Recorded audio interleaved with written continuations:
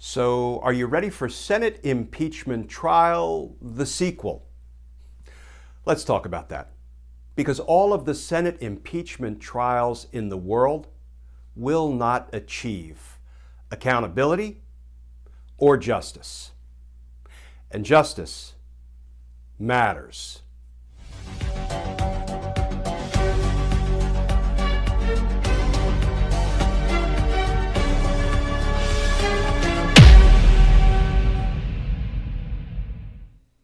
Hey all, Glenn Kirshner here. So get ready for Impeachment Part 2. You'll remember the first Senate impeachment trial, air quotes. It was an embarrassment. It was a joke.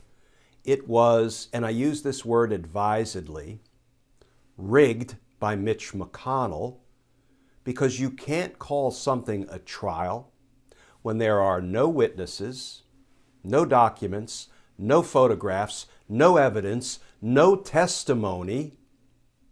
It was basically a bunch of speeches followed by about half of the Senate declining to hold Donald Trump accountable for crimes he committed in plain sight, for his abuse of power and abuse of office by, among other things, bribing President Zelensky of Ukraine for a political favor, though, announce a phony investigation into Joe Biden. But if you thought Senate Impeachment Trial 1 was bad, was a joke, was illegitimate, boy, you ain't seen nothing yet, because wait until Senate Impeachment Trial, the sequel, in which every single juror has a disqualifying conflict. All right, let's talk about that. First of all, in a criminal trial, and I understand impeachment is a political matter, not a criminal matter, but there are some very strong parallels between an impeachment trial and a criminal trial. In a criminal trial, one of the first things we do is we conduct jury selection. And we go through a long process by which we question the jurors. We call it voir dire. Translated, it means to speak the truth. We ask probing questions to make sure those jurors can sit as fair, independent, unbiased jurors. They can have no conflicts. They can't know any of the parties. They can't have a stake in the outcome of the case.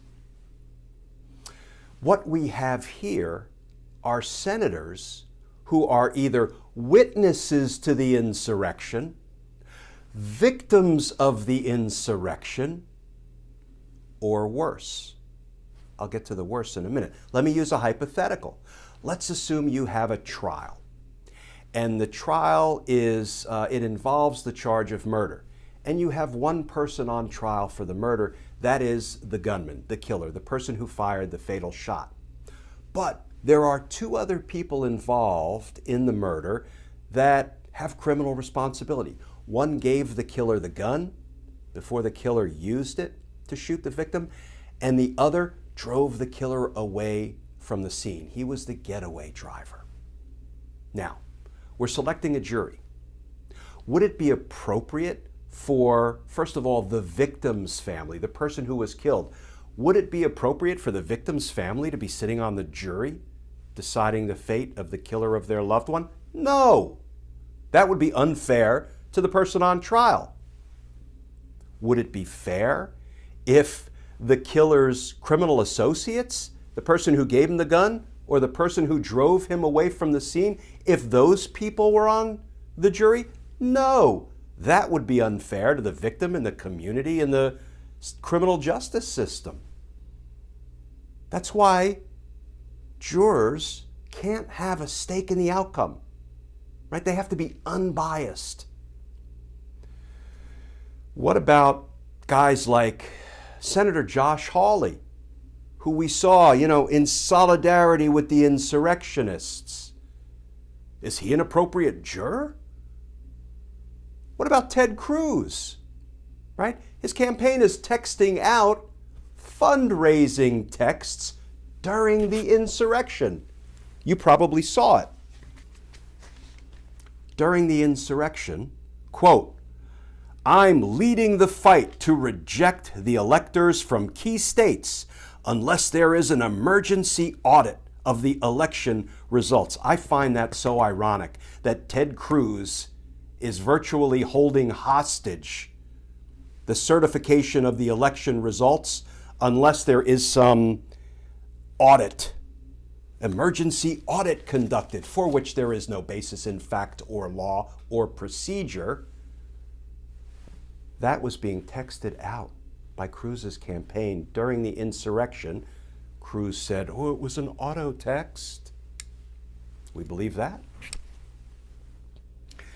These people are not exactly unbiased jurors. You know, frankly, they're either witnesses or victims or potentially culpable participants in the insurrection. And they're going to be the ones passing judgment on whether Donald Trump should be convicted and prohibited from ever holding public office again. Folks, all of this is to say that accountability doesn't come from an impeachment trial, air quotes, in the Senate.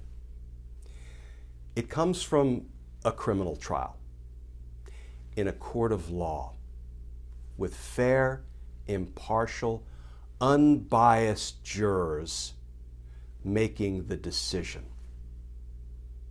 That is the only way to achieve accountability.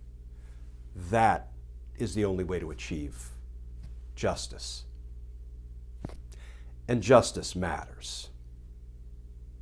It matters.